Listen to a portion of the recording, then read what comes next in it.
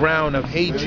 You know what I'm saying? If the people vote you for president, will you? If people ask for you to run for president, will you? I already told the people I'm not going to be president. I got something better than the president.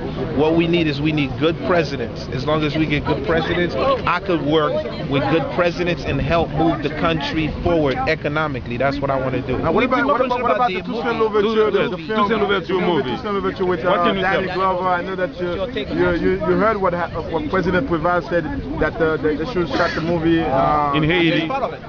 Okay, well, right now, this is what I want to tell all of the Haitians. I want everybody to chill out. Chill out until we know all the facts. I spoke to Danny Glover. What I'm going to do is set up a big press conference in New York City, one in Miami. The whole Haitian press come.